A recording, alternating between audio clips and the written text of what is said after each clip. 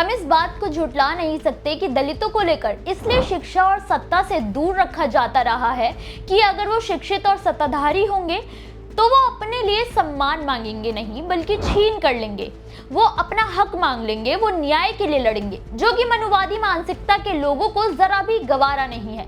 नमस्कार, मेरा नाम है मोहिनी। पिछले 24 घंटे में दलितों के साथ होने वाली घटनाओं के बारे में जानेंगे जो इस वक्त सोशल मीडिया पर काफी सुर्खियों में है। दलितों से जुड़ा पहला मामला भीम आर्मी चीफ चंद्रशेखर आजाद को लेकर है। एक तरफ आजाद को रैलियां ना करने की धमकी मिल रही है, उन्हें जान से मारने की चेतावनी दी जा रही है, तो वहीं आजाद की रैलियों में जमा होने वाली लाखों की भीड़ ने उनके हौसले को और ज्यादा बुलंद कर दिया है।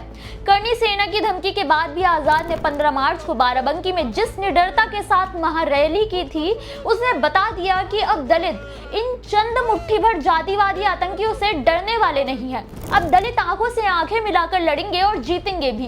इसी कड़ी में आजाद ने फिर से उन्हें धमकी देने वालों के मुंह पर करारा तमाचा जड़ते हुए ऐलान किया है कि वो अब 29 मार्च को लखीमपुर खीरी में रैली करने जा रहे हैं और यूपी में उनकी 7वीं महारैली होगी। उन्होंने मीडिया से लेकर हर उस इंसान को रैली में शामिल होने का निमंत्रण दिया है जो आजाद को नीचा गिराने की कोशिश कर रहा है।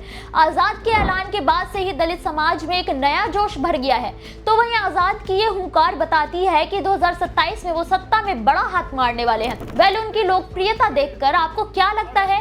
क्या आजाद कुछ बड़ा करने वाले हैं आगामी विधानसभा चुनावों में? हमें कमेंट करके जरूर बताएं। दलितों से जुड़ा अगला मामला उत्तर प्रदेश के बुलंदशहर से है, जहां ऐसा नहीं है कि दलितों का शोषण केवल ठाकुर या ऊंची जाति के लोग ही कर रहे हैं, बल्कि दूसरे समुदाय के लोग भी दलितों की मासूम बच्चियों को बहकाने और उनके साथ प्यार के नाम पर जमकर लव जिहाद कर रहे हैं। ताजा मामला बुलंदशहर के फोटो नरसैना थाना क्षेत्र का है, जहां 16 साल की नाबालिग दलित बच्ची ने पुलिस थाने में जाकर तहरीर दी कि एक युवक ने अपनी पहचान छिपाकर उससे प्यार के जाल में फंसाया, शादी के नाम पर उसका शारीरिक शोषण किया।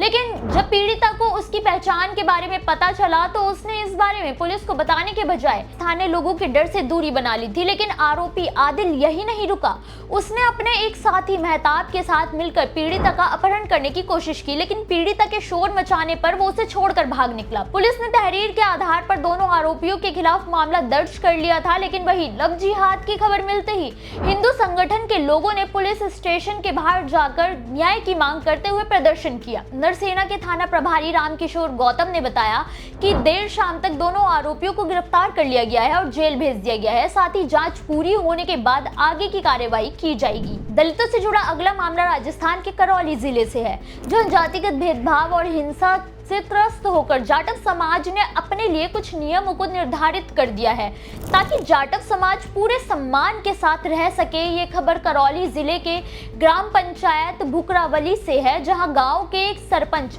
जाटव समाज के बीच खड़े होकर कुछ नियमों का ऐलान कर रहे हैं। इस घटना का एक वीडियो भी वायरल हो रहा है। इन नियमों के अनुसार जाटव समाज को गरीबी और लाचारी से बचाने के लिए और कम खर्चे में ही उनके जीवन को आसान बनाने वाले नियमों को बताया गया है। हालांकि दलित समाज के लोगों का कहना है कि इस तरह के नियम समाज को एक दूसरे से बांटने का काम करते हैं और इस तरह की पंचायत और उनके खुद के बनाए नियमों को मानने के बजाय बाबा साहेब के संविधान को ही फॉलो करना चाहिए। ऐसे में बड़ी विडंबना है कि दलित समाज को आखिर क्या करना चाहिए, किसे चुनना चाहिए? वैसे आपको क्या लगता है, क्या इस तरह के पंचायत के नियमों को बनाने से बराबरी मिल पाएगी? हमें कमेंट करके जरूर बताएं। दलितों से जुड़ा अगला मामला फेमस यूट्यूबर और फिजिक्स वाला के चैनल पर टीचर ऋषि जैन ने सरेआम जातिगत शब्दों का इस्तेमाल करके अनुसूचित जाति का अपमान करने का मामला काफी गर्मा गया है। एक तरफ दिल्ली सुप्रीम कोर्ट और हाई कोर्ट के वकीलों ने टीचर के खिलाफ विधिवत कार्रवाई की मांग की है, तो वहीं free legal ad group of शोषित की ओर से संबंधित पक्ष को विधिक नोटिस भी जारी किया गया है। वहीं इस मामले में बढ़ते विवाद को देखते हुए फिजिक्स वाला के सीनियर डिसिप्लिनरी कमेटी ने जांच पूरी होने तक टीचर को सस्पेंड करने का फैसला किया है।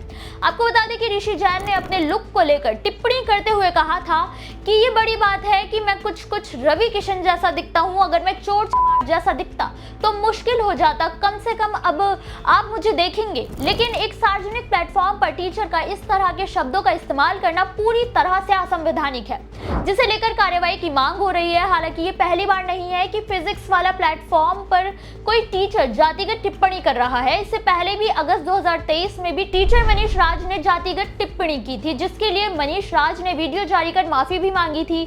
अब देखना ये होगा कि ऋषि जैन को लेकर क्या फैसला होता है। दलितों से जुड़ा अगला मामला उत्तर प्रदेश के फिरोजाबाद से है, जहां एक नाबालिग को अपहरण और फिर उसके साथ दुष्कर्म करने के मामले में विशेष पॉक्सो कोर्ट ने ऑपरेशन कन्विक्शन के तहत हुई जांच के बाद 5 साल बाद न्याय मिला है। जज मुमताज अली ने आरोपी मंगर सिंह को 10 साल की सजा और 30,000 रुपए का जुर्माना लगाया है। ये घटना 26 जुलाई 2021 की है, जब आरोपी पीड़िता को बहला फुसला कर धोखे से अगवा करके ले गया था और उसके साथ दुष्कर्म किया था। पीड़िता के पिता ने 28 जुलाई को पुलिस को तहरीर दी थी कि उनकी बेटी का अपहरण करके उसके साथ दुष्कर्म किया गया है। बच्ची उन्हें बेसुध हालत में मिली थी। इलाज के बाद आरोपी की शिनाख्त हुई और पुलिस ने आरोपी को गिरफ्तार किया था। तब से मामला कोर्ट में चल रहा था, जिसे लेकर आखिरकार कोर्ट ने फैसला सुना दिया है, जिसे लेकर पीड़ित पक्ष ने राहत की सांस ली है। दलितों से जुड़ी इन खबरों पर आपकी क्या राय है, हमें कमेंट करके जरूर बताएं।